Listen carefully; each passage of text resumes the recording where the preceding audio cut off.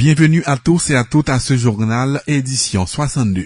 La direction départementale de l'Ouest de la police a fait le point autour de l'évasion survenue dans la prison civile de l'Arcaillet le samedi 22 octobre où plus de 173 prisonniers sont en cavale pour l'instant et activement recherchés par la PNH. Au moins 2 personnes ont été tuées au cours de l'évasion. Contrairement aux rumeurs, l'arsenal de la prison n'a pas été emporté, précise Gary Desrosiers. Cette évasion rappelle celle de la prison de la Croix-des-Bouquets en 2014. Parmi ces évadés figurent des bandits dangereux qui ont été déjà condamnés. La DCPJ est à pied d'œuvre avec les forces de l'ordre et sollicite la collaboration de la population. Gary Desrosiers. Nous connaissons confiance là, dominée justement par évasion spectaculaire qui est passé samedi passé à la prison civile de la Cayenne, côté que la prison a été fermée à 266 personnes, gagné 93 qui est donc 173 détenus qui étaient prison. Gagné, on connaît policier agent 3 Fitzgerald Fadeus qui est décédé, qui est tué par des détenus, qui est blessé mortellement. Il y a un policier qui est blessé par balle, il y a 2 autres qui sont blessés. Il y a un détenu, malheureusement, qui, pendant l'évasion, qui est en train de passer dans le Mirador, il est là avec toujours l'école de l'horizon, malheureusement, il est tombé sur tête, il a perdu la vie, c'est Wood Romeo. Il y a un policier, agent 3, qui est affecté dans la prison civile à Kaya, qui pour le moment en isolement. Parce que vous suspectez dans ce qui passait au niveau prison à Kaya. Auteur intellectuel, c'est un prisonnier qui pratiquement développe une expertise même dans la tentative de la prison. C'est Yvner Carelus qui lui-même est arrêté pour kidnapping et ensemble chef d'accusation qui est impliqué là-dedans. Et même tout, c'est présumé assassin policier Fitzgerald Fadeus, agent 3, qui gagne 52 ans. Nous avons noté, il y a un pile radio qui a dit que dans le prisonnier, dans toutes les armes qui sont en prison, à savoir en collectif prison, nous avons dit non. Il y a simplement 11 armes, un fusil 12 qu'il a recherché. Mais toutes les armes collectives prison, liées dans la prison. Et pendant la parole, 93 prisonniers qui étaient incarcérés sous l'ordre de la justice dans la prison à Kaya, de transférer dans l'ordre de détention pour que nous-mêmes capables de gagner d'abord, faire fouille pour que nous capables de connaître exactement ce qui passe. DCPJ actuellement, pendant la parole, convoquer tout policier qui a travaillé pour te garder et pour que nous soyons capables d'arriver, qu'on ait exactement côté évasion ça sorti. L'inspection générale tout a fait enquête administrative pour capable fixer les responsabilités et pour faire recommandations et pour au niveau commandement pour que vous sanctionnez si sont légèreté ou si on faute administrative grave. Parce que en prison, qui gagne là-dedans est criminel et l'autre monde, bien sûr, qui est là pour le commun, mais nous avons gardé grand pile qui condamné, son prison justement fait, le monde qui est condamné, qui a purgé peine et puis pour que un bon matin, vous décidez quitter prison et la responsabilité il faut que l'inspection générale et c'est ça l'a fait, la chercher, la fixer responsabilité et les recommandations en fait. L'important pour que nous disions à la population, il faut que nous aider la police nationale dans l'opération ça. La police pour qu'on parle pas capable d'arriver à éteindre tout le monde. Si la population n'a pas participé, nous ne sommes pas capables de résultat. Et encore important, suivant l'instruction, chef de la police en passé, à policier, quel que soit le monde qui serait un prisonnier, la caillou, avant que la police qui même a récupéré les prisonniers, l'a interpellé pour recel. Et la justice a joué dans la question ça. Tous les évadés seront poursuivis, arrêtés et replacés dans leurs cellules. C'est la garantie donnée par le Premier ministre Enex Jean-Charles environ 72 heures après l'évasion à la prison civile de l'Arcaillet. Cet acte n'est pas le fruit d'un hasard, il témoigne d'un déficit d'hommes, commente le chef du Conseil supérieur de la PNH. Le chef de la primature informe qu'une enquête est en cours pour fixer les responsabilités et sanctionner tous les auteurs et complices. La direction départementale de l'Ouest de la PNH a présenté le bilan des opérations menées du 1er septembre jusqu'à date où 1013 personnes ont été arrêtées, 27 armes saisies, 34 véhicules confisqués, 9,8 kg de marijuana saisis au cours de différentes opérations. Gary Desrosiers, porte-parole adjoint de la PNH, a précisé que les motifs de ces arrestations sont liés au vol, viol, détention illégale d'armes à feu, vol à main armée et tentative d'assassinat. Il réitère la volonté de la PNH de mettre hors d'état de nuire tous les bandits. Gary Desrosiers.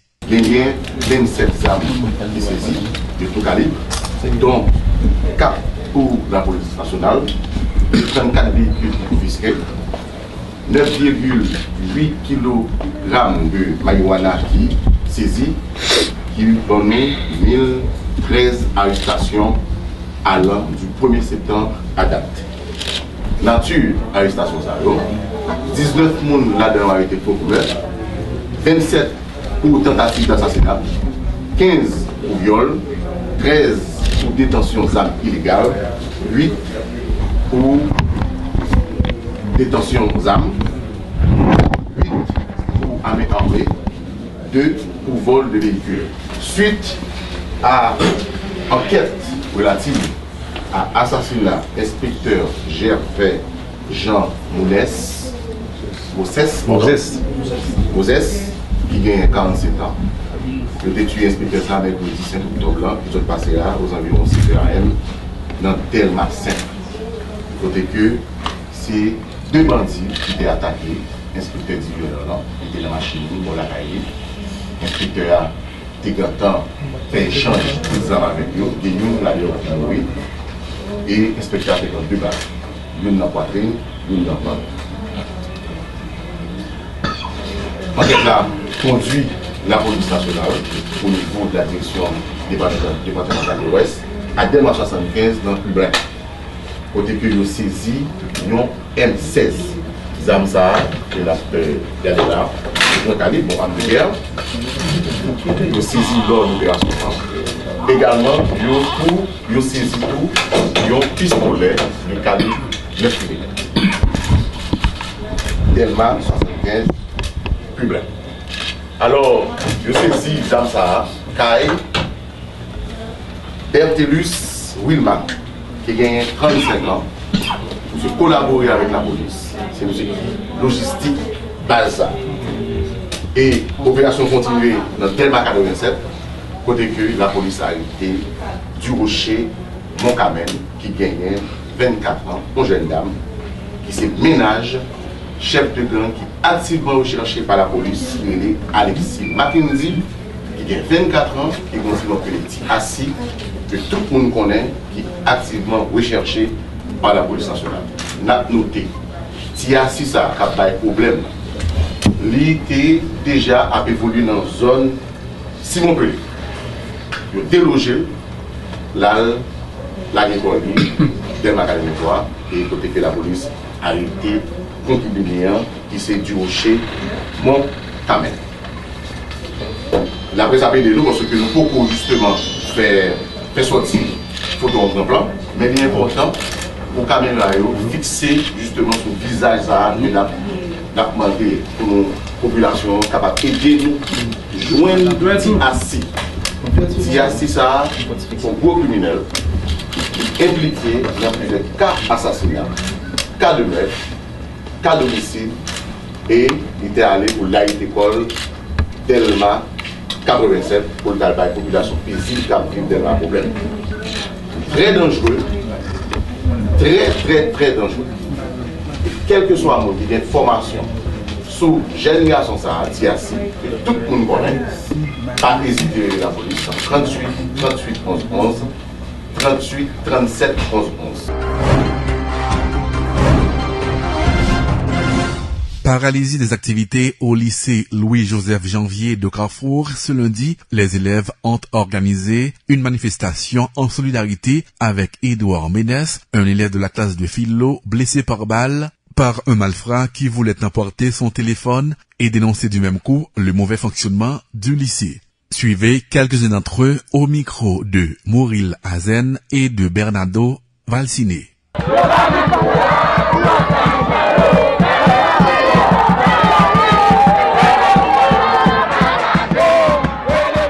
Jeudi, il y a un dernier goutte qui renverse les vases. Ça fait plusieurs temps. Nous sommes capables de mettre là 7 ans environ, depuis que nous n'avons pas de logement, nous n'avons pas de bibliothèque, nous n'avons pas de cafétéria, nous n'avons pas de sécurité. Ça qui rend que jeudi nous dans la rue, c'est que dans les semaines qui sont passées, nous sommes tellement pas en sécurité, voler entrer dans le lycée, nous venons fouiller les élèves, nous arrivons à tirer un élève, nous avons 3 balles dans la tête. Il était l'hôpital général, mais au cours de la route, nous apprenons que monsieur, pour le moment, il n'est pas vivant encore. Donc, je ne dis pas, mais qui s'acrive. Nous avons l'État qui choisit qu'on a abandonner un système éducatif, côté que ils n'ont pas choisi de prendre lycéens pour traiter au même genre avec tout élève. Regardez, nous dans le lycée, nous avons subi tout vieux tort. Non seulement nous avons des problèmes de sécurité, nous sommes capables de dire que nous n'avons pas de logement, et nous avons un abri, nous n'avons pas de cabrit, nous sommes capables de dire comme ça, parce que nous connaissons dans notre suivre coup. Nous jeunes caca cabrit dans la salle. Nous avons suivi coup, cabrit a sous professeur. Ouais, lui, élève qu'on a indisposé en bas pack là. Nous avons dit dans bas pack là, cabrit qu'on a indisposé. Ça veut dire, jeudi, nous n'avons pas dans la rue, nous avons l'esprit, nous voulons révolter. Est-ce que nous avons un directeur dans l'école ça? Oui, nous avons un directeur. Ça fait plusieurs temps. Nous avons utilisé la dialectique de l'homme. Mais dans le moment où nous ne venons pas comprendre nous. Là, nous passons avec l'âme de la dialectique. Une fois que nous n'avons pas choisi de comprendre nous, une fois que nous n'avons pas choisi essayer de mettre en pratique ça nous demande, nous disons non. Directeur sous directeur passé, pas de changement côté vraiment. Nous avons adressé un message avec tout l'État qui concerne la question d'éducation. Nous avons demandé premièrement reconstruction bâtiment nous, qui c'est lycée Louis-Joseph Janvier de Carrefour. Nous avons demandé reconstruction et nous avons demandé un état de sécurité pour que les élèves soient pas en paix. Parce que psychologiquement, même professeur ou pas bien dispenser coup yo. Yo qu'on a fait coup, il a contrôlé l'heure. Yo dit non, pas venir voler physio, pas venir voler tirer dans la rue yo sous pression. C'est Edouard. Mais c'est en philo. Non, PM dans lycée Louis-Joseph Janvier de Carrefour. Bon, l'état supposé non moque s'il mourit. C'est nos jours nous-mêmes Carrefour. Mais qui ça n'a demandé au ministère de l'Éducation nationale? Pour qui ça que nous-mêmes, nous ces jeunes, nous ces avenir payants, ils mettent nous en droit, nous besoin de sécurité, ils mettent nous côté élève pas qu'à sortir, côté professeur pas qu'à sortir, ils mettent nous en droit, nous pas de sécurité, nous demandons au ministère de l'Éducation nationale pour mettre sécurité pour nous dans le lieu. Pour qui ça? Nous avons un nouveau lycée, nous avons un lycée, directeur fait monter, nous avons essayé de comprendre, fait monter, il y a quelques bagages pas entamer. Nous voulons comprendre, nous avons un député qui est responsable éducation, il ne va faire rien pour nous, côté lycée, pas voir rien, nous-mêmes jeunes, nous demandons pour mettre sécurité pour nous, et pour mettre jeunes et droits, jeunes ça qui n'ont plus le droit, ils ont justice. Parce que nous sentons jeunes qui prennent le pays, c'est pour jeunes, toutes jeunes qui te pays, c'est ça, toutes jeunes dans le kidnapping. Nous-mêmes nous demandons une revendication, nous demandons justice pour les droits, nous demandons justice pour jeunes qui n'ont pas l'université et jeunes pour jeunes qui n'ont lycée. Et nous demandons une reconstruction pour Louis-Joseph Janvier. Parce que nous-mêmes nous ne pouvons pas vivre comme ça. Nous-mêmes jeunes Carrefour, nous ne pouvons pas vivre comme ça. Ça, c'est un bagage qui n'a enduré longtemps, il y a une violence qui a privé les vieux dehors, surtout dans la rue pour entrer dans le lycée. Mais ça, année ça, son bagage qui vient plus grave parce que auparavant, nous pas de gain, même lorsque ils ont fait attentat sur les élèves, mais ils n'ont pas de idée pour tirer sur les élèves, mais année ça, que les camarades nous touchent par balle, ça fait un grand impact sur nous et c'est ça qu'il faut qu'à finir aujourd'hui là où le lycée en grève, tout élève a manifesté et l'autre élève tout qui pas connaît qui vient et tout pas dans revenir obligé jeune espace dans pas gain professeur pas gain l'autre élève a manifesté nous même qui là je dis à nous ça nous besoin que nous voulons que pour bas nous sécurité dans le lycée parce que lycée a son côté que nous besoin capital nous pour que nous travaillons pour nous gérer demain nous pas capable venir pour que les n'a venir nous pas gain sécurité nous le fin encore local côté nous y a tout là nous besoin que pour réaménager local là parce que nous avons longtemps que nous vivons là qui pas bon pour nous et ça nous besoin. C'est comme ça, la situation dans le lycée n'est pas bon pour nous du tout. Parce que nous ne pouvons pas vivre dans le lycée, dans l'établissement, nous vivons sans sécurité. Et comme ça, tout ça, est capable de vivre n'importe dans nous là. Et ça m'a demandé pour nous capables de vivre en sécurité. Et puis tout, m'a demandé aux autorités pour capables bien placer nous dans un bon établissement. Pas en bas, parce que depuis en décembre, on croyait que commencé à préparer, mais à la fin, on ne vient pas arriver à recommencer là-dedans encore. Mais si on n'est pas capable de faire, moi, c'est bien beau pour nous. Et on est capable de boire un très chaud. Moi, je suis en bon, pas les parents, le soleil, la vie, frapper par nos dos. Et je souhaite ça va cause une bonne façon pour nous capables d'apprendre dans la salle de classe. Et c'est bien qu'on s'allie dans notre pays. Et nous-mêmes, nous sommes capables de réaliser à faire ça. Crise qui passe de l'école là, ça m'a dit avec cette situation ça, c'est que ce problème prise de conscience lié. L'État haïtien même pas de conscience. Comment me dire pas de conscience là, me prêter le droit pour me dire pas de conscience. C'est que l'action que ça a passé là, c'est pas plusieurs fois, c'est pas une seule fois ça a passé. Ça qu'on a passé de temps en temps. Mais quand même, yo courant, yo connaît ça a passé entre le lycée là. Parce que je suis victime de bêtises téléphone déjà. Moi, ça fait, les mêmes à l'école, je vais téléphone, touch, moi, je vais pas téléphone. Mais quand il y a son crise, son élève qui mourit. Et je parle au nom de tout professeur. Non, son élève qui est victime. Ok, son élève qui est victime. Je parle au nom de tout professeur. Si un élève victime, quand il y a là, vient prendre un professeur qui enseigne nous. Parce que, on dit comme ça, l'avenir appartient aux jeunes qui prennent les études au sérieux. Mais pour qui ça, l'État prend ça en charge, s'il vous plaît. Delma 31, caché derrière de belles maisons, plusieurs familles vivent dans la crasse et le dénuement total. Ces riverains expriment leurs inquiétudes face à la dégradation grandissante de l'environnement. Cette zone dénommée Boravine représente un danger permanent pour ceux qui y vivent. Elifet Estama et Figaro Matelot se sont rendus sur les lieux. Suivez ce reportage. Croyez-le ou non, ici nous sommes à Delma 31. Comme vous pouvez le constater, la route qui mène à ce mini-camp représente les signes avant-coureurs de ceux qui vous attendent une fois sur place. Marie-Gracia-Sainte vit dans l'un de ces taudis. Elle explique pourquoi une personne s'est résignée à habiter pareil endroit. Je vais venir à un côté, mon a un problème dans le là, vous comprenez? Je suis obligé de sortir de demander gardien un petit côté là, mais quand il y a un côté tellement fatigant, de l'eau passer, on l'aide, de l'eau monter, de rentrer tout là, mais nous pas de ça problème quand il y a nos 7 ans. Nous avons sorti dans la zone, c'est parce que nous ne pouvons pas nous faire comme ça, nous pas sortir. La misère, le chômage poussent ces gens à se réfugier dans ces lieux inhospitaliers où le danger est permanent. Malgré tout, cette femme, Marie-Mante Basile, veut garder l'espoir pour des lendemains meilleurs. Nous vivons sur la table, à bon Dieu. Nous ne rien. Bon, construite à base de tissus et de toutes sortes d'objets disparates, cette tente abrite plusieurs familles sur la berge du ravin de Delma 31. À 3 minutes de marche de l'ancienne mairie de la ville, dirigée par le maire Wilson Jeudi, cet homme s'appelle Raymond Barrette. Pour nous sortir, nous n'avons pas de goût dans mais nous. Nous n'avons pas de côté pour nous. Nous n'avons pas casser ça là pour nous arrêter dans la ville pour nous arrêter. Les gens qui ont un problème en province, bon, nous aidons absolument tout partout venir aider. Mais nous-mêmes, si nous là, mais c'est que nous, mais c'est devant la arrêter lié. Mais le pas dit pour nous craser, pour nous aller dans la rue, nous-mêmes pour nous dormir dans la rue, ça nous paraît 5 copes dans mais nous pour nous aller faire mon côté pour nous arrêter. Bon, ça avec petit tol, moi-même c'est petit bois, m'acheter petit tol, deuxième même fait petit côté, mais pas derrière ça là. Comment empêcher la résurgence du choléra et d'autres maladies dans ces circonstances? Ces gens ont évoqué le mauvais temps pour expliquer leur intervention dans la presse. Les informations recueillies par Radio-Télé Galaxie font état d'un ultimatum de déguerpissement par le propriétaire de ce terrain privé qui a été spolié.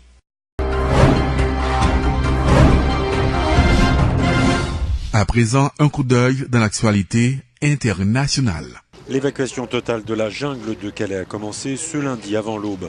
Selon les chiffres officiels, peu après la mi-journée, plus d'1 millier de migrants avaient été évacués par bus vers quelques-uns des 450 centres d'accueil et d'orientation répartis à travers la France. Il y a quelques mois, ce champ était un camp de tente, dit l'envoyé spécial d'Euronews à Calais.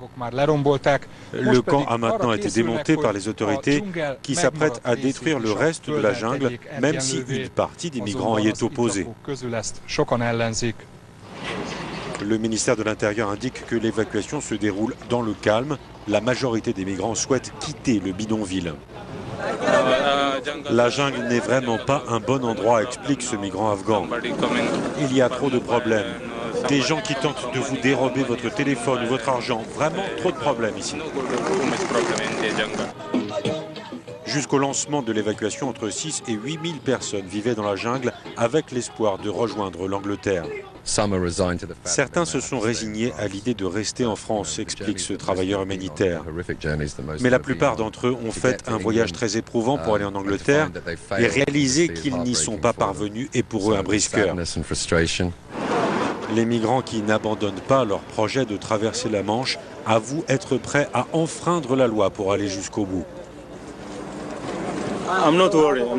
Je ne suis pas inquiet à l'idée d'aller en prison, ça ne m'inquiète pas, explique ce Soudanais. Je veux aller en Angleterre et seulement en Angleterre, pas la France ou aucun autre pays européen, seulement l'Angleterre.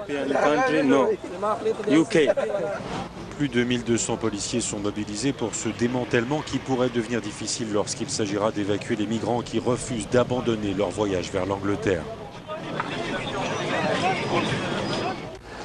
Près de 200 mineurs non accompagnés en provenance de la jungle de Calais sont arrivés la semaine dernière en Grande-Bretagne. Un quart d'entre eux ont été transférés au nom de la vulnérabilité et non pas des liens familiaux.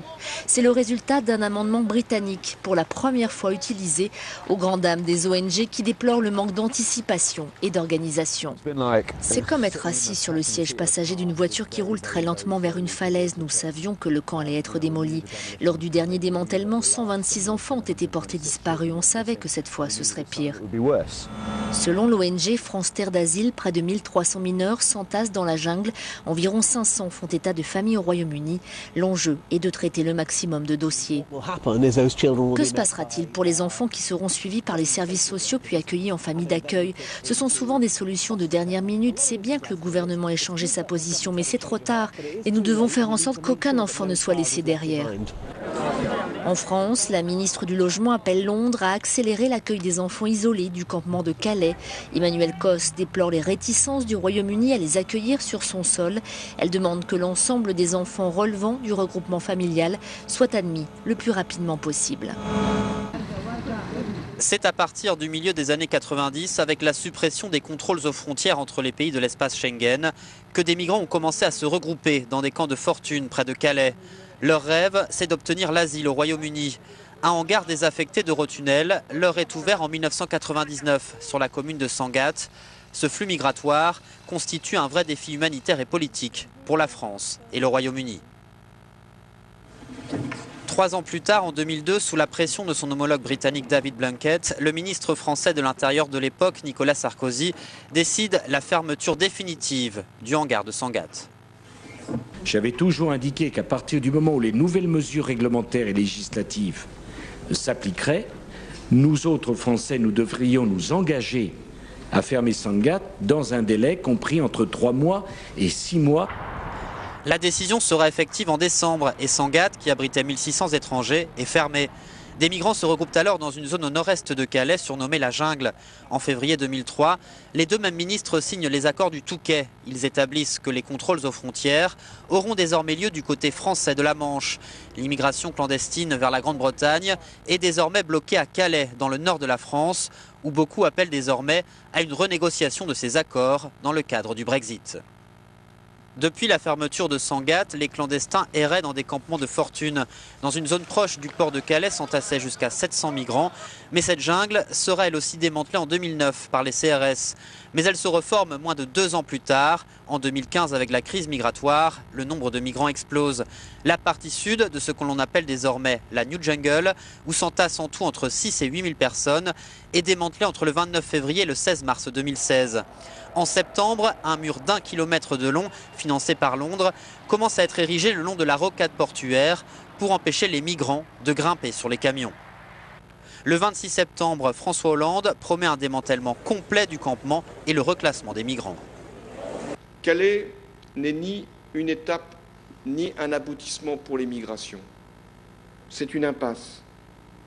Il n'y a plus de passage possible. Il n'y en aura plus. Les migrants qui sont à Calais seront répartis sur le territoire français dans le cadre des centres d'accueil et d'orientation. Sur près de 1300 mineurs présents à Calais, la moitié va être accueillie au Royaume-Uni. Des conteneurs en feu dans le camp de migrants de Moria, sur l'île de Lesbos en Grèce, résultat de la colère de migrants qui protestent contre leur rétention et les conditions misérables du camp. Ils s'en sont pris au baraquement des employés du Bureau européen d'appui pour l'asile, jetant des couvertures en feu contre ces abris et des pierres contre des policiers. Aucune victime n'est à signaler. Le feu a été rapidement maîtrisé. Une dizaine de personnes ont été interpellées. 4 conteneurs sont détruits et 3 autres endommagés. Les mouvements de protestation sont récurrents dans le camp de Moria qui abrite plus de 5000 migrants pour 3500 places. Actuellement, plus de 15 000 migrants pour 8000 places sont bloqués dans les centres d'enregistrement installés sur les îles grecques en mer Égée.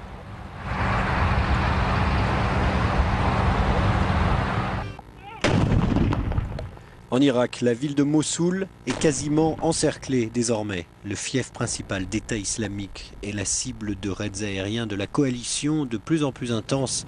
Et les troupes irakiennes au sol, qui ne sont qu'à quelques kilomètres, progressent toujours vers leur objectif. Il y a eu cette semaine plus de raids aériens de la coalition que pendant toute autre période de 7 jours, a déclaré dans un tweet l'émissaire américain auprès de la coalition, Brett McGurk. Les forces irakiennes kurdes, les Peshmerga, avancent par le nord et l'est. Les troupes irakiennes arrivent, elles, du sud. 136 positions de combat de Daesh, 18 tunnels que l'ennemi utilise pour se cacher et s'infiltrer au sein de certaines zones, et 26 voitures piégées auraient été détruites par les frappes de la coalition. Côté État islamique, jusqu'à 6000 combattants seraient encore retranchés dans et autour de Mossoul, la plupart étrangers, les principaux chefs ayant déjà quitté la ville. Voilà, c'est la fin de ce journal. Merci à vous tous qui l'avez suivi.